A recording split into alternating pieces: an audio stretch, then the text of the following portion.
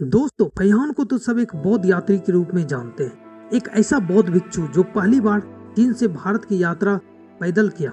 चीनी बौद्ध धर्म को मानने वाले व्यक्ति वे उन्हें बौद्ध भिक्षु ही नहीं, वे उन्हें देव मानव के रूप में देखते हैं।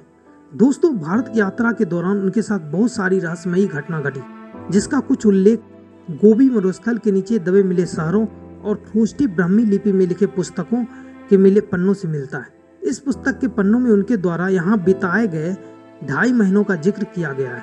मिले प्राचीन पुस्तकों के अनुसार जो शहर आज गोबी मरुस्थल में दफन मिले हैं, वो कभी सैनसेन और उए जनपद के नाम से जाना जाता था। यह प्रदेश पहाड़ियों के नीचे बसा था और इस देश की राजधानी लोपनर झील के किनारे थी। यहाँ बौद्ध विहार भी था और यहाँ के राजा भगवान बौद्ध को मानते थे। दोस्तों, यहाँ के राजा के बारे में कहा जाता है, राजा की नई नई शादी हुई थी और रानी के राजमहल आते ही पूरे प्रदेश में अकाल पड़ गया। राजा और उनके प्रजा ने इसका जिम्मेवार रानी के मनुष्य कदमों को माना, इसलिए रानी को राजा राजमहल से खींचते हुए एक सुनसान पहाड़ पे छोड़ आया। रानी ने उसी वक्त राजा को श्राप दी, जिस हाथ से तुम हमें खींचकर इस वीराने पहाड़ पे मरने के लिए छोड़ रहे हो, यही हाथ तुम्हें धीरे धीरे खा जाएगा। रानी के दिए हुए श्राप के कारण राजा के एक हाथ में कुष्ठ हो गया, जो धीरे धीरे फैल रहा था।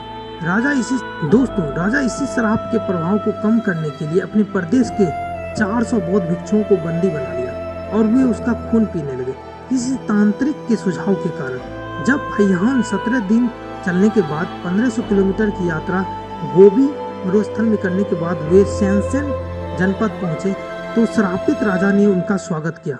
वो राजा फैहान को धोखा देकर मारना चाहता था और फैहान का भी खून पीना चाहता था।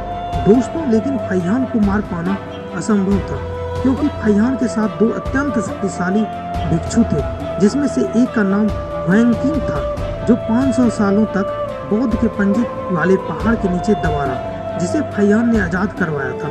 हुएंकिंग के पास दिव्य दृष्टि दोस्तों और दूसरा भिक्षु तोंचिंग था, जो एक राक्षस था, लेकिन फैहान के उपदेश ने उन्हें प्रभावित किया और तोंचिंग धर्म पे चलने के लिए मजबूर हो गया।